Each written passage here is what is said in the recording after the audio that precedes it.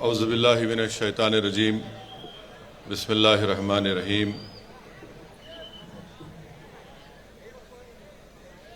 अस्सलामु अलैकुम वरहमतुल्लाहि वबरकातुहू।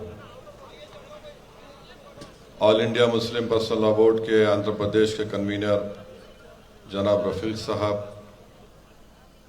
ज़िला कन्वीनर मौलाना ज़ाकिर साहब, मौलाना खदीर साहब, सैयद शफ़ी पाशा क़ादरी साहब, देव शेट्टी प्रकाश साहब, सैयद नवीद पाशा साहब, मुन्ना साहब, अली बादशाह साहब, खाजी अल्ताफ़ हुसैन साहब, मुतवल्ली मस्जिद रऊफ़ खां साहब, जनाब इसाक़ साहब, जनाब जुनैद साहब, नासिर हुसैन साहब, सद्दाम हुसैन साहब, मुफ्ती ज़ुबैर साहब, मतीन क़ादरी साहब, शहनशीन पर तशरीफ़ फरमा मौज़िज़ उलमा इकराम, मशाइख़ीन उज़्ज़ाम, हमारी इज़्ज़तदार और माँ और बहनों, मैं आप तमाम का बेहद शुक्रिया अदा करता हूँ कि आप तमाम ने अपना कीमती वक्त निकाल कर all India Muslim personal law board की जानिब से जो वफ़ तरमीमी क़ानून 2025 बनाया गया उसके ख़िलाफ़ आप और हम यहाँ पर जमा हुए हैं। मैं आपका शुक्रिया अदा करता हूँ। मेरे अज़ीज़ दोस्तों और बुज़ुर्गों, आप और हम जानते हैं कि आज से चंद दिन पहले हमारे वतन अज़ीज़ में गुजरात में एक बड़ा हौलनाक हादसा हुआ जिसमें एक प्लेन के गिरने से 200 से ज़्यादा पैसेंजर, पायलट और स्टाफ की उसमें अमवात हुई है। हम तमाम उन मरने वाले ख़ानदानों से अपनी जानिब से ताज़ियत पेश करते हैं और उम्मीद करते हैं कि हुकूमत ये जो हादसा हुआ है जिसमें क़रीब 240 के क़रीब जाने गई हैं, हुकूमत जो तहक़ीक़ाती कमेटी बनाई है वो तहक़ीक़ाती कमेटी अपने तहक़ीक़ात को पूरा करेगी और ना सिर्फ मुल्क को बल्कि ख़ास तौर से उन तमाम मरने वालों के ख़ानदान को बताएगी कि आखिर क्या वजह थी कि जिसकी बिना पर ये प्लेन का हादसा हुआ और उस हादसे में उन तमाम लोगों की मौतें हुई हैं। और आप जानते हैं कि मेरे अज़ीज़ दोस्तों और बुज़ुर्गों, उसमें ऐसे लोग भी थे जो अपने अफराद ख़ानदान के साथ, एक डॉक्टर रेडियोलॉजिस्ट थे, उनकी पत्नी भी, बीवी भी डॉक्टर थी, वो अपने 2 बच्चों के साथ लंदन शिफ्ट हो रहे थे, उनकी मौत हो गई। एक ऐसे लोग भी थे जो ईद मनाने के लिए गुजरात को आए थे और उनके भाई ने मीडिया से कहा कि 15 साल के बाद हम 3 भाई या 2 बहन जितने भी लोग थे जमा हुए। उसमें उस शख्स की, उनकी बीवी की, उनके 3 बच्चों की मौत हो गई। उसमें ऐसे एक हमारी बहन की मौत हो गई जो कनाडा से आई थी। उसमें एक ऐसे शख्स की भी, ऐसे भी ख़ानदान के लोगों की मौत हो गई जो उनके ख़ानदान में किसी का इंतकाल हो गया था, तो मरने वाले की ख्वाहिश ये थी कि उनके अस्थियों को हिंदुस्तान में बहा दिया जाए। उनकी भी मौत हो गई। बहरहाल एक बहुत भयानक और तकलीफ़ दे दर्दनाक हादसा हुआ है। हम उम्मीद करते हैं कि हुकूमत जो तहक़ीक़ाती कमेटी बनाई है उसके ज़रिए से सच्चाई को सामने लाया जाएगा। और साथ ही साथ मेरे अज़ीज़ दोस्तों और बुज़ुर्गों, जहाँ पर इन तमाम लोगों ने अपने अपने रिश्तेदारों को, अपनी माँ को, अपने भाई को, अपनी औलादों को खोया है, वहीं पर भी हमको ये बात को सोचना पड़ेगा। मैं आप तमाम मुसलमान भाई बहनों से कहना चाहूँगा कि 32 सेकंड में यह हादसा हो गया। तो मेरे अज़ीज़ दोस्तों और बुज़ुर्गों, याद रखो ज़िंदगी की सबसे बड़ी हकीकत यह है कि मौत है। मौत सबको आने वाली है। ये ज़िंदगी की सबसे बड़ी हकीकत है। कोई ज़िंदा नहीं रहने वाला है यहाँ पर। जो इस दुनिया में आया वो जाएगा यहाँ से ज़रूर। कोई यहाँ पर 1000 साल या 200 साल 150 साल ज़िंदा रहने वाला नहीं है। ये कुदरत का निज़ाम है कि जो कोई भी इस दुनिया में आता है उसको मौत का मज़ा चखना है। और अल्लाह सुब्हानहू तआला कुरान में इरशाद फरमा दिए कि कुल्लु नफ्सु ज़ाइक़तुल मौत, के हर नफ्स को मौत का मज़ा चखना है। अल्लाह सूरह बकरा में फरमा दिए कि मौत का एक दिन मुक़र्रर है हर एक के लिए। तो मेरे अज़ीज़ दोस्तों और बुज़ुर्गों, जो ये समझ रहे हैं कि हम हमेशा ज़िंदा रहेंगे और हम एक रमज़ान खो दिए तो अरे नहीं, अभी तो मेरा एक ही रमज़ान है, आइंदा साल रमज़ान मिलेगा, मैं मुकम्मल कर लूँगा।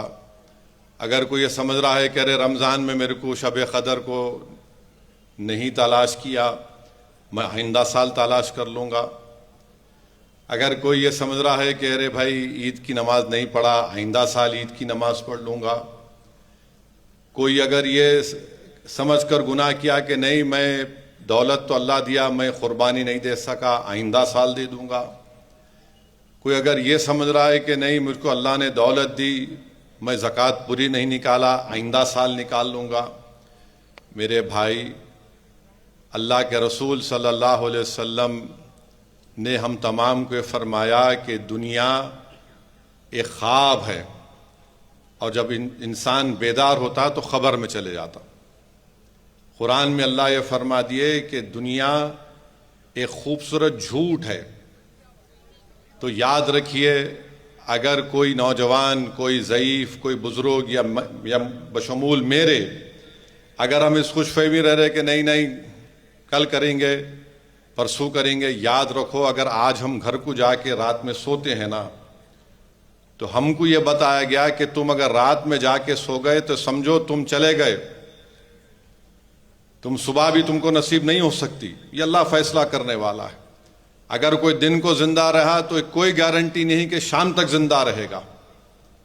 तो इसीलिए नेकियां करने में उलमा कराम ने अपने बसीरत अफरोज़ खिताबात में बताया कि जल्दी करो, नेकियां करने के लिए जल्दी करो। और याद रखो, जब आप और हम इस दुनिया से चले जाएंगे तो हमारी किताब बंद। तो जब तक किताब बंद नहीं होती, नेक आमाल करिए, अपने दिल को अल्लाह से जोड़िए। और अल्लाह से जोड़ने का तरीक़ा यह है कि उलमा इकराम के अहले दिल के ख़दमों के पास बैठ के उनकी बातों को सुन के अमल करना, और अमल करने के लिए अल्लाह से भीख मांगना कि अल्लाह अमल करने की तौफीक दे। अगर हम ये नहीं करेंगे तो फिर जो चीज़ हमको असली दुनिया में काम आने वाली है, हमारे नेक अमाल, अल्लाह का ज़िक्र, गरीबों पे रहम करना, जालिम को जुल्म करने से रोकना, ये चीज़ें हमको काम में आने वाली है। और याद रखिए कि मेरे जैसे बहुत से मेंबर ऑफ पार्लियामेंट आए चले जाएंगे। लोग मेरी बात सुनने आते, मैं मर जाऊंगा, कोई और आएगा वो सुनेंगे। मगर कभी आप ये देखें कि ये जितने मरने वाले मेंबर ऑफ पार्लियामेंट की खबरों के पास क्या हो रहा है, कौन जाके खबरों में सो रहा है, किसी को नहीं मालूम। ये खबर हमको पुकार के बोल रही है, तुम मेरी ग़िज़ा बनने वाले हो, याद रखो, तैयारी कर लो उसकी। ये खबरें हमको पुकार कर कह रही हैं कि मेरे साथ अकेले रहना है, यहाँ पर अंधेरा यहाँ पर है। खबरें हमको पुकार कर कह रही हैं, तैयारी कर लो, जब तुम मेरे पास आओगे कि तो कीड़े तुम्हारे जिस्म को खा लेंगे। खबरें पुकार कर कह रही हैं कि जो कीड़े तुम्हारी जिस्म को खाएंगे वही दूसरे कीड़े आकर उन कीड़ों को खा लेंगे। तो मेरे भाई, अल्लाह कुरान में फरमा दिया कि हर नफ्स को मौत का मज़ा चखना है। और मैं नौजवानों से, जो हमारा मुस्तक़बिल है, मिल्लत इस्लामिया का मुस्तक़बिल आप हैं, और नौजवानों मैं तुमसे दरमंदाना अपील कर रहा हूं कि तुम अपने अल्लाह से रिश्ते को मजबूत करो। अपने दिल को अल्लाह के करीब करो, नेक आमाल करो। अगर तुम गिर जाओगे, खुदा ना खास्ता अगर तुम गिर जाओगे, तो याद रखो दुश्मन, तुम कौम की एक दीवार हो, अगर दीवार गिर जाएगी तो दुश्मन उसको अपना रास्ता बना लेगा। और जब किसी घर की दीवार गिर जाती है तो लोग उसके घर में से रास्ता बना लेते। तो नौजवानों, तुम मिल्लत इस्लामिया के मुस्तक़बिल हो। अगर मुसलमान नौजवान लड़के और लड़कियां गाने सुन सुनकर झूमते हैं, या हमारे शादियों में ऑर्केस्ट्रा होता है, लोग नाचते हैं, याद रखो अल्लाह के रसूल सल्लल्लाहु अलैहि वसल्लम ने हदीस शरीफ में फरमाया कि गाने सुनने से मुनाफिकत और निफाक बढ़ता है। रसूलुल्लाह सल्लल्लाहु अलैहि वसल्लम ने हदीस शरीफ में फरमाया कि जो मेरा उम्मती अगर कहीं पर गाना या वाहियात गाने हैं उस पर अपने कानों को बंद कर लेता है, तो जब वो उस दुनिया से चले जाता तो जन्नत में एक हूर, दो हूरें उसके सर के पास, दो हूरें उसके पैरों के पास, और ऐसी हूरें होंगी कि अगर वो गाना गाएंगे तो मुर्दे जिंदा हो जाएंगे। वो ऐसे हूरें होंगी कि अगर वो समंदर में थूक देंगे तो पानी मीठा हो जाएगा। वो जब गाना गाएंगी तो जन्नत के पेड़ और पत्ते उनके साथ गाना गाकर तुमको सुनाएंगे। तुम क्या वो सुनना चाहोगे या फिर ये गंदगी दुनिया की सुनना चाहोगे? नौजवानों, तुमको फैसला करना है। अगर मैं ज्यादा कहूंगा तो बोलेंगे इन्हों आ गए, आके हमको ही हाथ पे ले रहे, मगर मेरा काम ये पैगाम को पहुंचा देना है। कोई ये नहीं कहना कि हमको नहीं मालूम था। और याद रखो, मौत बरहक है। इंसान की मौत उलमा कराम की जबानों से सुना के उसके पैरों से रूह को खींची जाती और फिर यहां अलग से इससे आंखों से रूह निकल जाती। तो इसलिए याद रखो, किसी के पास वक्त नहीं है, कोई जीने वाला नहीं है। यहां पर बड़े बड़े तुरुमखाएं चले गए, कोई जिंदा रहने वाला नहीं है। अगर कोई वक्त का चीफ मिनिस्टर, वक्त का एमपी, वक्त का प्राइम मिनिस्टर बोल रहा है कि मैं जुल्म करके 100 साल 200 साल जिंदा रहूंगा, कोई जिंदा नहीं रहता। चंगेज खान जिंदा नहीं रहा तो वक्त के जालिम कहां जिंदा रहने वाले। तो मेरे अजीज दोस्तों और बुजुर्गों, नौजवानों, टाइम कम है। अपनी जिंदगी का जो भी लम्हा, बल्कि मैंने अहलुल्लाह की जबान से सुना कि तुम अल्लाह का शुक्र इस तरह अदा करो कि अगर तुम एक सांस भी लिए तो अल्हम्दुलिल्लाह बोलो। तो मेरे अजीज दोस्तों और बुजुर्गों, ये काम आपको हमको करना है। अब असल मुद्दे पे जो आप और हम जमा हुए हैं वो है इस वक्फ तरमीमी कानून के खिलाफ।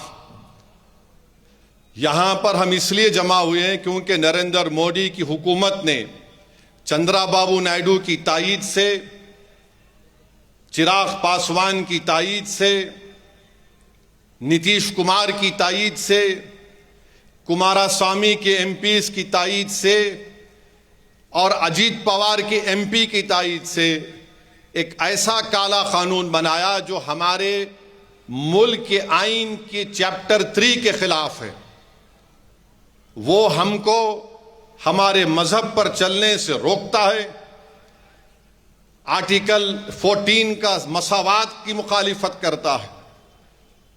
आर्टिकल 15 डिस्क्रिमिनेशन का जो आर्टिकल है उसकी खिलाफ वर्जी करता है। मजहबी आजादी आर्टिकल 25 है।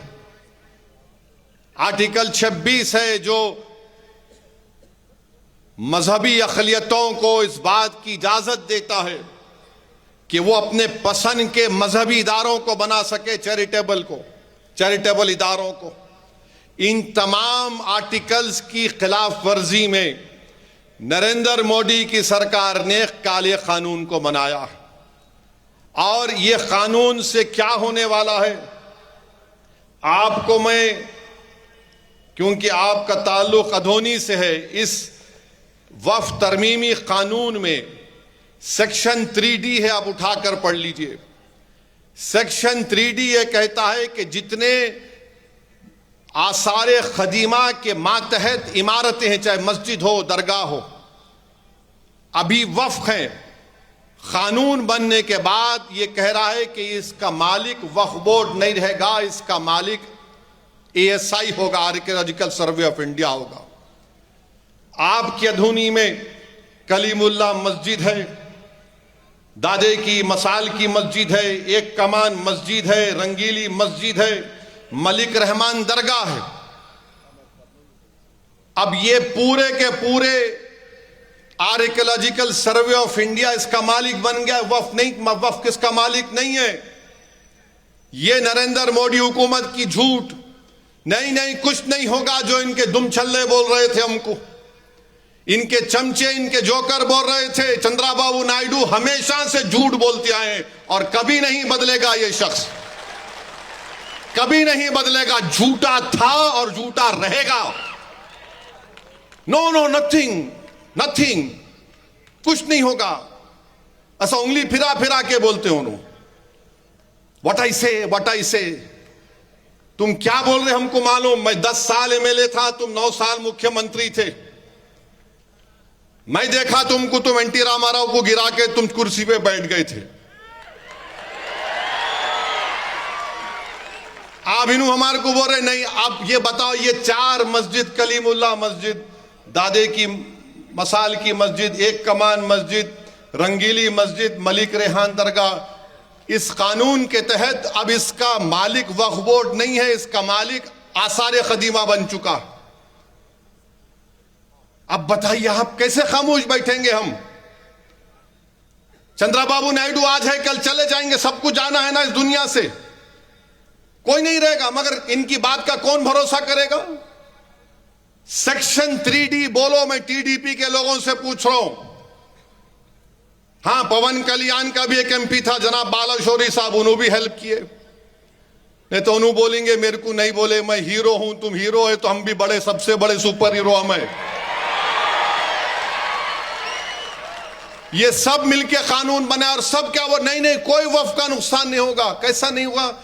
ये 5 चीजें चले गई हमारे हाथ से। आज की तारीख में सुप्रीम कोर्ट का भी फैसला क्या आएगा नहीं मालूम हमको, मगर ASI सेक्शन 3D में इसका मालिक बन गया। और कल अगर ASI बोला कि कलीमुल्ला की मस्जिद में नमाज 2 टाइम की होंगी, दादे की मसाल की मस्जिद में खाली जुम्मे की नमाज हो सकती, कुछ नहीं कर सकते आप, क्योंकि ASI उसका मालिक बन चुका है। यह कानून बनाया गया है। दिल्ली में 180 जायदादें वक्फ की। सच्चर कमेटी ने कहा कि आर्कियोलॉजिकल सर्वे ऑफ इंडिया इस पर नाजायज काबिज है, इसको वापस करना चाहिए। वो 180 चले गए। ये एक पॉइंट है। दूसरा पॉइंट क्या है, ये मैं आपके सामने लाया हूं। ये 18 पेजेस का फॉर्म है पोर्टल के ऊपर। कितने? 18 पेजेस, 18 पेजेस। आप देख लो, लॉगिन पेज से लेके इसमें एक एक ऐसा सवाल आपसे पूछा जा रहा है। मकसद एक ही है कि आप अपनी प्रॉपर्टी को पोर्टल पर रजिस्टर ना कराएं। नवंबर तक नहीं कराए तो कोई भी वक्फ की प्रॉपर्टी नहीं रहेगी। मिसाल के तौर पर ये आलीशान मस्जिद है, अभी हजरत बता रहे थे 300 साल पुरानी, 400 साल पुरानी है।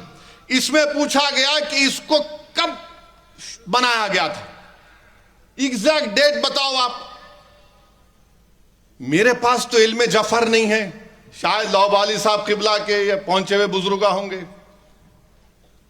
साहिब मजार के पास जाके पूछे तो उन्होंने बोल सकते होंगे, मेरे को तो नहीं मालूम। अब 400 साल पहले एग्जैक्ट डेट नहीं, टेंटेटिव डेट बताओ, कहां से बोलेंगे रे प्यारे। 400 साल पुराना कहां से टाइम लाएंगे, ऐसा तो जा तो नहीं सकते ना। 400 साल पुराना चाह लाओ, नहीं कुछ तो कैसा लिखेंगे रे भाई। 400 साल पुराना है। खादरिया सिलसिले के हजरत फरमा रहे थे 4 बुजुर्ग आकर अपने मुबारक हाथों से इस मस्जिद का संगे बुनियाद रखे। तुम खामखा उनसे छेड़खानी कर लिए चंद्रडू, तुमको नुकसान होगा। देखो अब तो पहुंचे हुए लोग हैं, 400 साल के बाद भी लोग उनका नाम ले रहे। ये हुकूमत करने वाले तुम्हारे दुनिया से जाने के 20 साल के बाद भी तुमको कोई याद न रखेगा इंशाअल्लाह ताला। आप बताओ, ये देखिए ये 19 पेजेस है, झूठ नहीं बोल रहा हूं मैं, जाके देखो आप। सेंट्रल इनका जो क्या है, ये मिनिस्ट्री ऑफ माइनॉरिटी अफेयर्स उम्मीद, देखो आप 18 पेजेस। वक्फ बाय यूजर, क्या क्या इसमें क्या पूछ रहे देखो आप। अच्छा, इसमें हंसी आएंगी आपको, हंसना नहीं। अब इसमें क्या पूछ रहे उन्होंने, मैं पढ़ रहा था हैदराबाद से आते आते गाड़ी में, हमारे वकील साहब बोल रहे वाटर का बिल है, रेंटल एग्रीमेंट है, टेलीफोन बिल है, वोटर आईडी है, गैस का कनेक्शन लिखो, बैंक का अकाउंट लिखो, कास्ट सर्टिफिकेट लिखो, पेंशन डॉक्यूमेंट लिखो, रजिस्टर्ड सेल लिखो, LIC पॉलिसी बॉन्ड लिखो, PAN number, bank passbook, driving licence, birth certificate, pension document, electoral photo ID card, service identity card, smart card, ministry of labour का, health insurance card. अबे क्या बच्चे की या ईसम नवेसी पूछ रहा, क्या तो भी कर रहा है ये। कोई शादी करे तो पूछते बच्चा कितना काबिल है, पढ़ा लिखा है, कितना है, क्या है, अम्मा का नाम क्या है, बाप का नाम क्या है, मामू की तरफ, ददियाल की तरफ क्या रिश्ता है, इन्हों उससे ज्यादा पूछ रहे। ये कोई तरीका है बोलो आप? ये मजाक है ये।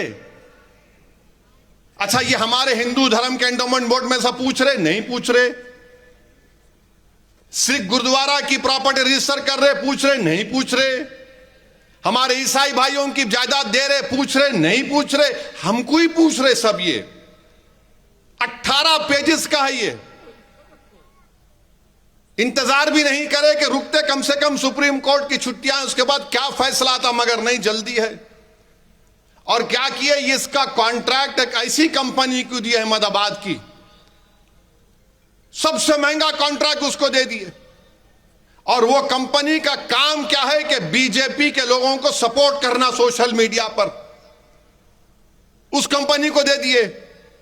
हमको हथियार खरीदना है, पाकिस्तान चीन से मुकाबला करना है। अब जंग हो गई तो 2 महाज पर जंग होगी। ये पैसा उजाड़ रहे कंपनी को दे के, हमारे फौज को तो भी दे देना था इतना पैसा जो कंपनी को दिए ये, मगर नहीं दे दिए। अच्छा, अब आप देखो 15 साल से वेमसी का पोर्टल चल रहा है, 15 साल से, 15 ईयर से। उसका क्या होगा? उसको आप इंप्रूव कर सकते थे वेरिफिकेशन प्रपोज करके, उसका वर्क फ्लो इंट्रोड्यूस कर सकते थे आप रेवेन्यू ऑफिशियल को बता के। अब मोदी हुकूमत ने NIC को हुक्म दिया कि उस वेमसी पोर्टल में ऐड एंड एडिट फैसिलिटीज को खत्म कर दो। वेमसी पोर्टल में जो ऐड एडिट फैसिलिटीज थे उसको नहीं होना चाहिए। तो अब जो वेमसी का ऑनलाइन सिस्टम है, स्टेट वक्फ बोर्ड को परेशानी होगी। 8 अप्रैल से गजट आ गया ये। इसका नुकसान क्या होगा कि जो प्रोसेसिंग मॉड्यूल है, जो लीजिंग मॉड्यूल है, सब रुक जाएंगे। ये वक्फ बोर्ड को नुकसान होगा, स्टेट वक्फ बोर्ड को। चंद्रबाबू नायडू को अगर इतना बोलते मैं IT, अरे क्या होगा फिर? तो मेरे अजीज दोस्तों और बुजुर्गों, इसकी सच्चाई यही है। और फिर इसमें पूछा जा रहा कि आपकी जमीन क्या आदिवासी इलाके में है? अरे भाई, अगर आदिवासी इलाके में है तो क्या संविधान का आर्टिकल 25 वहां पर लागू नहीं होता? 14 लागू नहीं होता?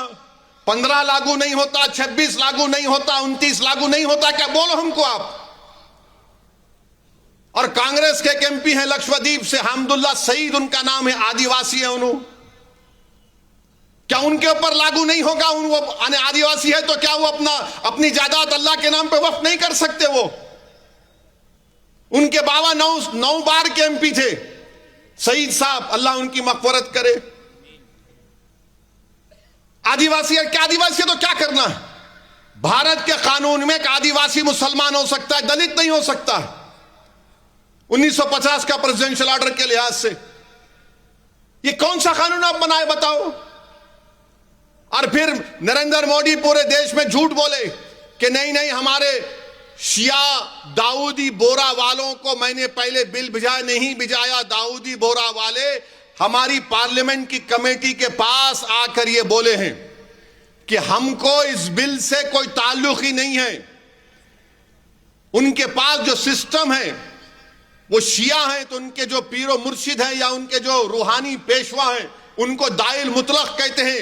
उनका बोलना यह कि उनकी मौजूदगी में कोई मुतवल्ली नहीं बन सकता, हमको इस कानून से निकालो। तो नरेंद्र मोदी उनको बिठाकर बोल दिए कि मैं आपको बिल दे दिया था, वो बेचारे परेशान। फायदा किसको हुआ इस कानून से, मैं बोल रहा हूं आपको। मुंबई में एक बहुत बड़ी इमारत है, हिंदुस्तान का दौलत तरीन आदमी है। उस शख्स ने आज से 18 या 20 साल पहले उस वक्त बंबई था, एक यतीम खाना था वफ खोजा मुसलमानों का, उसको उसने 20-21 करोड़ में खरीद लिया। गलती से गैर कानूनी तरीके से उस पर अपना घर तामीर कर दिए। मुकदमा सुप्रीम कोर्ट में है। महाराष्ट्र के वक्फ बोर्ड के 2 सीईओ ने लिख कर दिया कि यह शख्स गलत काम किया, यह वक्फ की जायदाद है, उनका ट्रांसफर हो गया, मरो लिख कर दिए। सुप्रीम कोर्ट में केस चल रहा, तो मोदी दाऊदी बोरा को इस्तेमाल करके यह कह दिए कि कोई भी वक्फ का ट्रस्ट जो प्रॉपर्टी बेच चुका है या बेचना चाहता है वो वक्फ में नहीं आएगा। यानी दौलतमंद आदमी को आप फायदा पहुंचा दिए, वो रातों रात मालिक बन गया। फिर अगर उससे भी फायदा नहीं हुआ तो मोदी जी बोल दिए, चंद्रबाबू नायडू के गले पे हाथ रख के कहा कि अगर कोई 20 साल से कोई वक्फ की प्रॉपर्टी पर नाजायज काबिज है, जैसा यहां पर भी होंगे, अगर कोई वक्फ की जायदाद पर 20 साल से काबिज है तो यह कानून के तहत रातों रात मालिक बन गया। वाकिफ कौन है? वाकिफ तो वक्फ किया कि अल्लाह इसका मालिक है। मोदी ने कानून बनाया कि नहीं नहीं, तुम 20 साल से कब्जा करके बैठे, तुम ओनर बन गए। आपने लिमिटेशन एक्ट को अप्लाई कर दिया। फिर सेक्शन 3C यह बोलता है कि अगर कोई अधोनी में करनूल में बोलेगा कि नहीं ये वक्फ की प्रॉपर्टी नहीं गवर्नमेंट की प्रॉपर्टी है, तो कलेक्टर बैठ के फैसला करके बोलेगा गवर्नमेंट की प्रॉपर्टी, किस्सा खत्म। रेवेन्यू रिकॉर्ड्स हमारे कई जगह पर मैच नहीं करते। कानून यह बोलता है कि वक्फ बाय यूजर, सही वक्फ बाय यूजर है, रिकॉर्ड है मगर वक्फ बाय यूजर है। रास्ता तमाम में देखा, करनूल से लेके, करनूल एंटर होने से लेके अधोनी तक हर जगह पे छोटी छोटी ईदगाहें है ना, रोड पे ईदगाह, उसका कागज है नहीं, सही से बोला है, कागज है नहीं है ना, 80% कागज नहीं होगा तो अब ये कानून क्या हमारा नहीं, तुम्हारा नहीं है, ये वक्फ बाय यूजर को निकाल दिए। अरे जिस जगह पर मैं 100 साल से, 80 साल से, 200 साल से, 300 साल से नमाज पढ़ रहा हूं, कब्रों पे दुरूद पढ़ रहा हूं, फातिहा पढ़ रहा हूं, फूल चला रहा हूं, खानखाहों को मैं 2-2 साल से आबाद रख रहा हूं क्योंकि अल्लाह के वली वहां बैठकर वास करते थे, उन्होंने बोल दिए नहीं वक्फ बाय यूजर, खत्म, तुम मालिक नहीं। वक्फ का क्या फायदा हो रहा मुझे बताओ। हम चंद्रबाबू नायडू से पूछ रहे हैं, मैं चैलेंज कर रहा हूं नायडू तुमको, तुम बताओ यह कानून से मुसलमानों को क्या फायदा हो रहा, बताओ हमको। 1 पैसे का फायदा नहीं है मुसलमानों को, नुकसान हो रहा है भारत के मुसलमानों को। मस्जिदें छीन ली जाएंगी, दरगाहें छीन ली जाएंगी, कब्रस्तानों को खत्म कर दिया जाएगा, खानकाहों को खुफल लगा दिया जाएगा। यह कानून कर रहा है। और चंद्रबाबू नायडू, मैं ये समझ रहा था कि शायद आप 2002 में बीजेपी का साथ देने के बाद आप इस तरह की गलती नहीं करेंगे, मगर आपने ये साबित कर दिया कि जहां पर मुसलमानों का मसला आएगा आप संघ परिवार के एजेंडे को पूरे भारत में नाफिज करेंगे। आप इस मुल्क को, इसके सेकुलरिज्म को, इसके प्लुरलिज्म को, इसके डाइवर्सिटी को कमजोर करना चाहते। क्यों किया चंद्रबाबू नायडू ने ये? अरे आपको आंध्र प्रदेश का कैपिटल बनाना है, बनाओ, हम भी लड़ेंगे अमरावती के लिए। आंध्र प्रदेश की तरक्की के लड़ना, हम भी लड़ेंगे आंध्र प्रदेश के लिए, ये हमारा पुराना रियासत रहा है। मैं तो एमएलए था 10 साल आंध्र प्रदेश का, हम कभी आंध्र प्रदेश को नहीं भूलेंगे। मगर आप अमरावती के नाम पर कैसे सौदा कर सकते भारत के संविधान के ऊपर? आप आंध्र प्रदेश का हवाला देते हैं और कैसे आप कॉन्स्टिट्यूशन को कमजोर करने की इजाजत दे सकते हैं? अभी भी वक्त है चंद्रबाबू नायडू साहब, इस कानून पर अमलावरी को रुकाइए। आप अगर ऐलान कर देंगे कि तेलुगु देशम इसकी तायीद नहीं करेगी, इसके खिलाफ है, तो यकीन मानिए यह कानून का असर कम हो जाएगा रातों रात। मगर चंद्रबाबू नायडू नहीं करना चाहते। क्यों नहीं करना चाहते? क्योंकि वो सेकुलरिज्म पर कॉम्प्रोमाइज कर चुके हैं। हमारे तेलुगु देशम के बहुत से मेरे भाई हैं, मैं उनकी बड़ी इज्जत करता हूं, जो जरूर उस पार्टी में हैं। वो कुछ नहीं कर सकते, मुझे मालूम, मजबूर हैं वो। मगर हम डायरेक्ट चंद्रबाबू नायडू को बोल रहे हैं, आपने बहुत बड़ा गलत काम किया है। आपने मुसलमानों को धोखा नहीं दिया, आपने संविधान को धोखा दिया है। आपने बाबा साहेब अंबेडकर के संविधान को कमजोर करने का काम किया है। अरे कौन इख्तिदार पे रहेगा? बल्कि मैं तो चंद्रबाबू नायडू से कह रहा हूं कि आपने अपने से ज्यादा नुकसान, अपनी पार्टी से ज्यादा नुकसान आपने अपने बेटे लोकेश का मुस्तकबिल उसको खत्म कर दिया आपने। क्योंकि आपके बाद तो आपका बेटा ही आएगा ना, जूनियर एनटीआर तो नहीं आएगा। अब्बा इतना पॉपुलर है उन्हें, मेरे को नहीं मालूम। आता क्या उन्हें? आता क्या? नहीं न्यूज बनना ना, ये भी आप लोकेश को परेशान कर दिए। अरे उसका तो देख लेते, कितना तुम करेंगे? तुम हो गया ना 9 साल आंध्र प्रदेश के चीफ मिनिस्टर, 5 साल आंध्र प्रदेश के, बस है, बच्चे को देखते अपने। मगर आपने लोकेश को परेशानी में डाल दिया। मेरे भाई, सच्चाई बयान कर रहा हूं, यह वक्फ का कानून मुसलमानों से हमारी जायदादों को छीनने के लिए बनाया गया। एक बना दिया गया कि अगर कोई मुसलमान अपनी जायदाद को वक्फ का औलाद करता है, नहीं कर सकते। क्यों नहीं कर सकते? क्योंकि आप बच्चों का हक नहीं मार सकते, बच्चों का हक नहीं मार सकते आप। अरे आप कौन होते भाई? मैं अल्लाह को दे रहा हूं, अल्लाह को बोल रहा हूं, अल्लाह उसका मालिक बना रहा हूं। मेरा बेटा बेटी भाई बहन कहां से आ गए इसमें? मैं अल्लाह को मालिक बनाकर बोलता हूं इसके बेनिफिशियरीज में मेरा बेटा बेटी रहेंगे। ट्रस्ट कैसा है? इसका फायदा बेटा बेटी को होगा। मगर चंद्रबाबू नायडू, पवन कल्याण, नीतीश कुमार, कुमारास्वामी, जयंत चौधरी, ये सब मिलके बोले नहीं नहीं, बच्चों का हक नहीं मारना। अम्मा, बच्चों से इतनी मोहब्बत कैसा हो गई तुम्हारे को?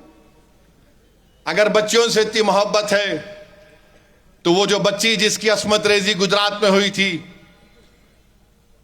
जिसके इज्जत लूटने वालों को बीजेपी ने जेल से छोड़ दिया, बिल्किस बानो को क्या चंद्रबाबू नायडू अपने विजयवाड़ा घर में बुला के बिठा सकते? अम्मा पूछो, चाय पियो? नहीं बोल सकते ना। हम अल्लाह के नाम पे, कोई हिंदू बोलता मैं भगवान के नाम पे दान दे रहा हूं, कोई सिख गुरुद्वारा वाले बोलते हैं कि हम वाहे गुरु के नाम पे दे रहे हैं। उनका इख्तियार है, जायदाद उनकी है। मगर आप कौन होते हैं मेरे को बोलने बच्चों का हक नहीं मारना? मैं अल्लाह को दे रहा हूं भाई, आप कौन होते हैं? सेक्शन 300 आर्टिकल में क्या है? प्रॉपर्टी मेरा राइट है, मैं अपनी जायदाद को रखूं, जला दूं, किसको भी दे दूं, मेरी जायदाद है। मगर नहीं, आप बोरे नहीं दे सकते, बच्चों का हक नहीं मारना, वक्फ वाला औलाद नहीं होगा। यह हमारी शरीयत के खिलाफ है। एक एक सेक्शन 46 सेक्शंस हैं। कोई एक सेक्शन मेरे को बताओ जिससे वक्फ की जायदाद को फायदा होगा? कुछ नहीं होगा। और याद रखो, बीजेपी अपने हिंदुत्व के एजेंडे को आगे लेके जाएगी। अब जो मसाजिद है जिस पर आरएसएस ये बोलती कि ये मस्जिद नहीं थी, फुला थी, क्या होगा उसका? कि चंद्रबाबू नायडू आएंगे, नीतीश कुमार आएंगे, कुमारास्वामी आएंगे, जयंत चौधरी आएंगे, चिराग पासवान आएंगे, कोई नहीं आएगा। हमारे अल्लाह के घर को निशाना बनाएंगे तो हमको ठहरना पड़ेगा। दरगाहों पे निशाना बनाएंगे तो हमको तकलीफ होगी। किसको तकलीफ नहीं होगी? मेरे भाई याद रखो, जब तक आप में शऊर बेदार नहीं होगा, जब तक आप ये नाम निहाद सेकुलरिज्म, जो सियासी सेकुलरिज्म है, मैं उसके खिलाफ तो रहूंगा। जो आइन में, संविधान में सेकुलर लिखा गया, मैं उसका पाबंद था और रहूंगा। सेकुलरिज्म से क्या मिला तुमको, बताओ मेरे को, क्या मिला आपको? अरे कम से कम वो जगन मोहन रेड्डी तो खुल के बोला कि जो ओवैसी साहब बोलेंगे हम तायद करेंगे, और पूरे एमपीज उनके खड़े होकर मुखालिफत करे। उन्हें क्या नहीं करा अलग बात है, मगर कम से कम ऐसे कानून के वक्त तो जगन के पूरे एमपीज खड़े होकर बोले नथिंग डूइंग, हम साथ सपोर्ट नहीं करेंगे।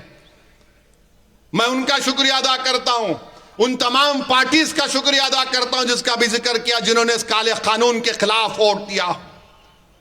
मेरे भाई, आप में शऊर बेदार होना बहुत जरूरी है। अब आप देखो कानून में क्या बोल रहे कि वक्फ बोर्ड में कंपलसरी 2 नॉन मुस्लिम मेंबर बनेंगे। अच्छा, वो तो हो गया ना। अब यहां पर चंद्रबाबू नायडू से मेरा सवाल है, तिरुपति तिरुमला देवस्थानम क्या कहता है? कोई भी नॉन हिंदू टीटीडी का मेंबर नहीं हो सकता। हो सकता क्या? बोलो आप। अरे डर रहे कहीं कुछ था बाबा, जोर से बोलो। हिंदू एंडोमेंट बोर्ड का मेंबर कोई मुसलमान हो सकता, मगर मुस्लिम वक्फ बोर्ड का मेंबर नॉन मुस्लिम हो सकता है, मिनिमम 2। ये कौन सा मुफाद में मुसलमानों के, बताओ आप। और तिरुमला तिरुपति देवस्थानम में 18 जो नॉन हिंदू एम्प्लॉइज थे, 5 फरवरी 2025 को उनको निकाल दिए। क्यों निकाले भाई? आप नौकर थे, निकाल दिया उनको।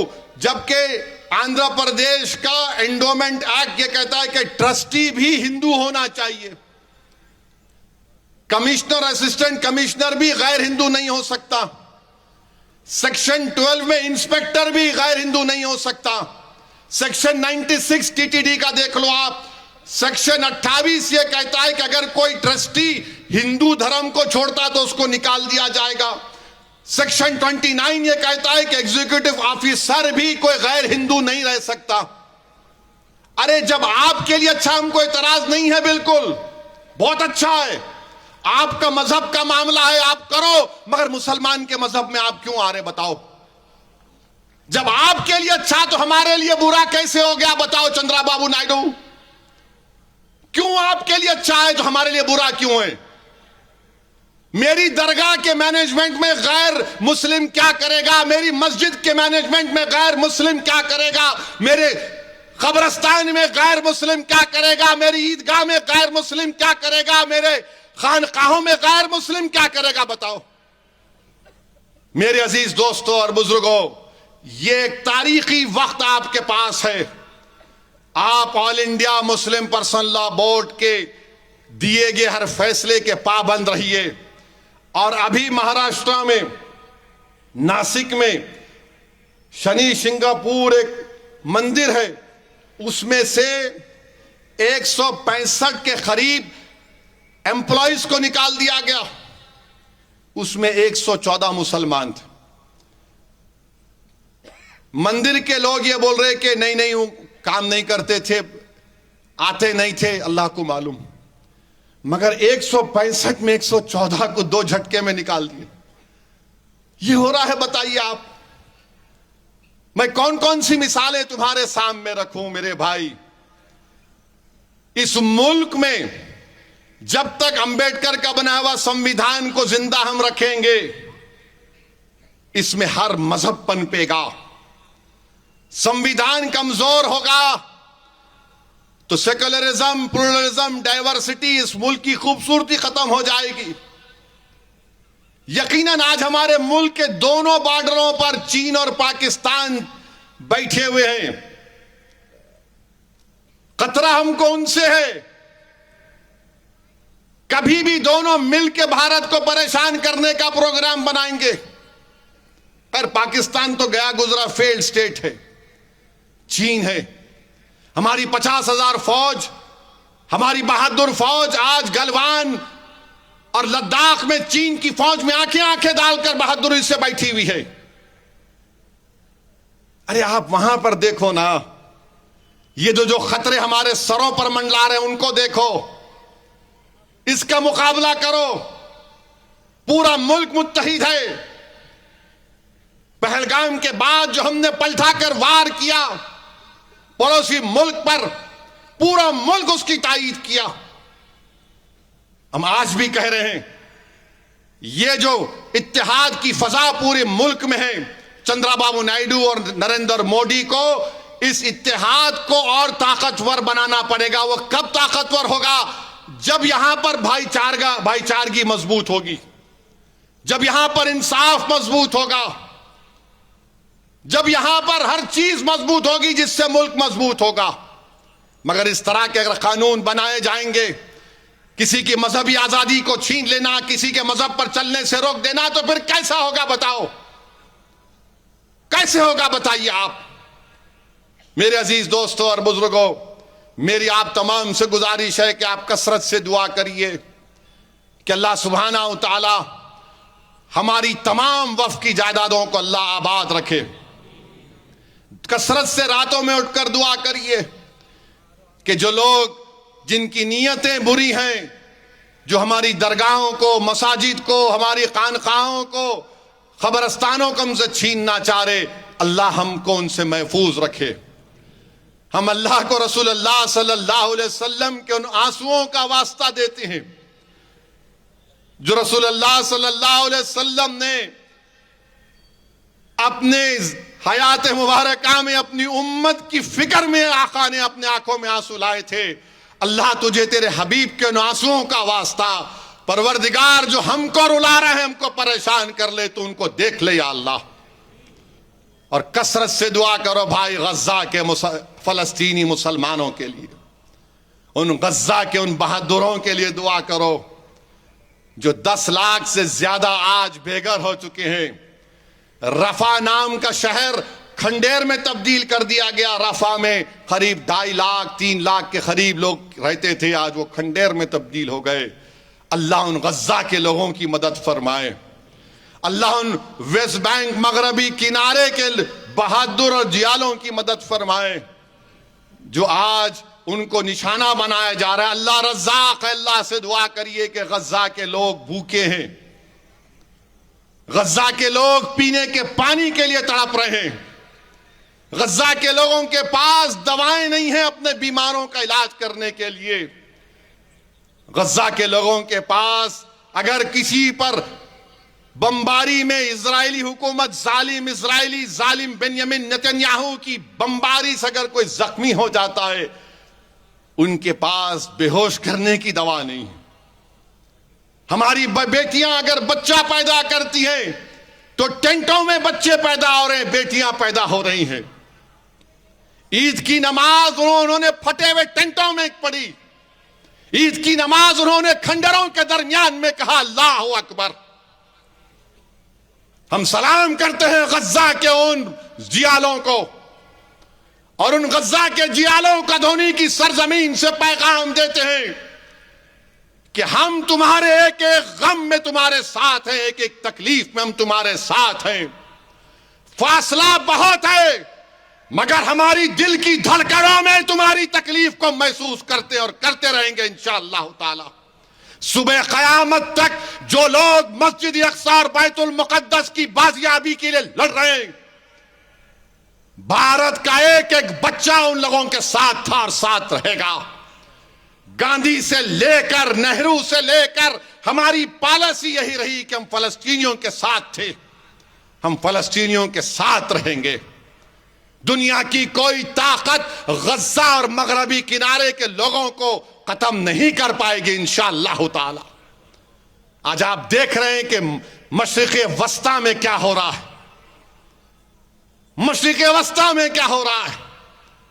ईरान में हमारे हिंदुस्तान के, अभी मैं वजारत खारजा के लोगों से बात कर रहा था, ईरान में भारत के 1500 स्टूडेंट पढ़ रहे हैं। तेहरान की मेडिकल यूनिवर्सिटी में 140 बच्चे हैं जो मेडिकल की डिग्री हासिल कर रहे। हैदराबाद की एक मां ने फोन करके मुझे बताया कि मेरी बेटी फंसी हुई असदुद्दीन, मैं कैसे अपनी बच्ची को बुला सकती हूं? कुछ भी करो, मेरी बच्ची को बुलाओ। एक मां का गम है, एक मां की तड़प है, मगर एयरपोर्ट बंद है क्योंकि वहां पर एक तमाशा हो रहा है। मेरे भाई दुआ करो कि हमारे जो भारत के बच्चे, बेटियां, बेटे जो ईरान में तालीम हासिल कर रहे हैं, तुलबा और तालिबात, अल्लाह उनकी हिफाजत फरमाए और खैर खूबी से अल्लाह उनको रखे और भारत को बुला ले इंशाअल्लाह ताला।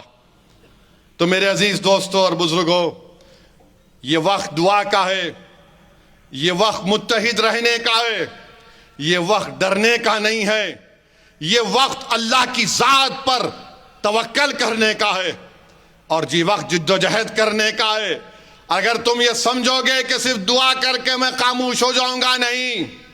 अल्लाह के रसूल सल्लल्लाहु अलैहि वसल्लम की सीरत हमको पुकार पुकार कर कह रही है कि ओहद के मैदान में दंदाने मुबारक रसूलुल्लाह सल्लल्लाहु अलैहि वसल्लम को शहीद करना, शहादत मिली दंदाने मुबारक को।